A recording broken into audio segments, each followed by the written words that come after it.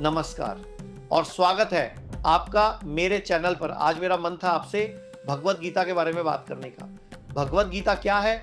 इसे पृथ्वी के इतिहास का पहला मोटिवेशनल सेमिनार भी कहा जा सकता है, जहां स्वयं श्री कृष्ण ने अर्जुन को जीवन का सबसे बड़ा ज्ञान दिया।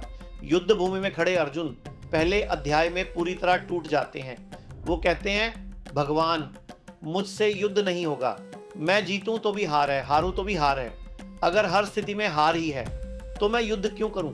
उनका शरीर कांप रहा है, आंखों में आंसू हैं, रोमहर्षण की स्थिति है, हाथ से गांडीव तक नीचे गिर जाता है। अर्जुन की हालत वही है जो आज हम में से कई लोगों की होती है, कंफ्यूजन, डर, ओवर थिंकिंग और डिसीजन न ले पाना। हर इंसान का एक अपना युद्ध होता है, चाहे वो डॉक्टर हो, लॉयर हो, चार्टर्ड अकाउंटेंट, स्टूडेंट, टीचर या बिजनेसमैन। और उस युद्ध में अगर आप सही समय पर निर्णय नहीं ले पाते तो वही सबसे बड़ा खतरा बन जाता है। अब ध्यान दीजिए पर एक बहुत महत्वपूर्ण बात, काम शुरू करना काम नहीं होता, काम की प्लानिंग करना भी काम नहीं होता, काम करते रहना भी काम नहीं होता। असली काम तब होता है जब आप उसे पूरा कर देते हैं। कंप्लीट योर टास्क, यही असली कर्म है। पहला अध्याय पूरा अर्जुन के डाउट्स में निकल जाता है, लेकिन जैसे ही पहला अध्याय खत्म होता है कृष्ण बोलना शुरू करते हैं और जो ज्ञान वो देते हैं, जो श्लोक वो कहते हैं, वो आज भी इंसान की सोच बदल देने की ताकत रखते हैं। वहीं से असली ट्रांसफॉर्मेशन शुरू होता है।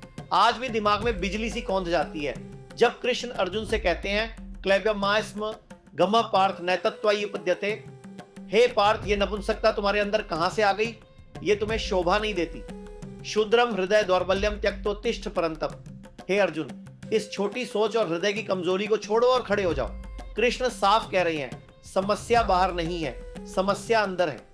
ये जो डर है, ये जो कंफ्यूजन है, ये जो निर्णय न ले पाने की हालत है, ये हृदय की दुर्बलता है। और जब तक इंसान इस कमजोरी से बाहर नहीं निकलता तब तक वो कुछ बड़ा कर ही नहीं सकता।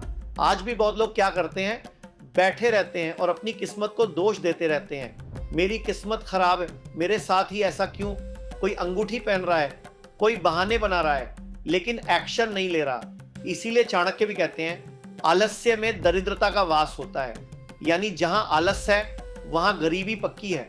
तो सीधी सी बात, आलस करने में आलस करो, लेकिन काम करने में नहीं। अगर आप काम ना करने के 100 बहाने ढूंढ सकते हो तो काम करने के भी 100 रास्ते ढूंढ सकते हो।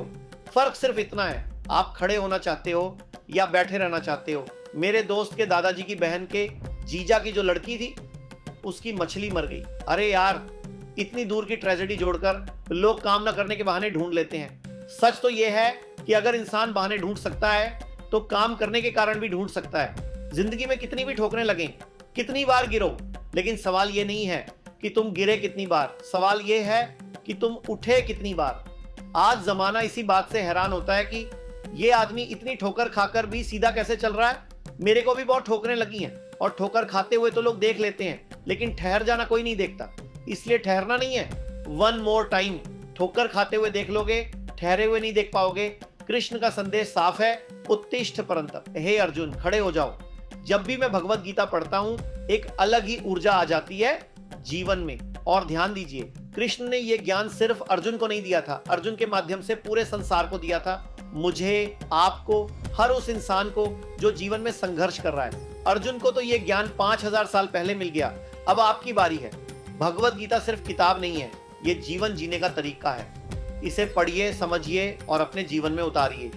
वीडियो अच्छा लगे तो उत्साह बढ़ाइए, लाइक कीजिए, सब्सक्राइब कीजिए और दूसरों से भी करवाइए। लेकिन सबसे जरूरी बात, क्या आप इस वीडियो को शेयर कर सकते हैं? क्या आप देश को बता सकते हैं कि भगवत गीता केवल एक धार्मिक किताब नहीं है, बल्कि एक पावरफुल मोटिवेशनल टूल है, जीवन जीने की कला है। इसे ज्यादा से ज्यादा लोगों तक पहुंचाइए। अपने व्हाट्सएप ग्रुप्स में अपने दोस्तों और परिवार के साथ शेयर कीजिए, ताकि हर कोई इसे समझ सके और अपने जीवन में लागू कर सके। मेरे साथ जुड़े रहने के लिए, हर बार वापस आकर वीडियो देखने के लिए दिल से आप सबका बहुत बहुत धन्यवाद।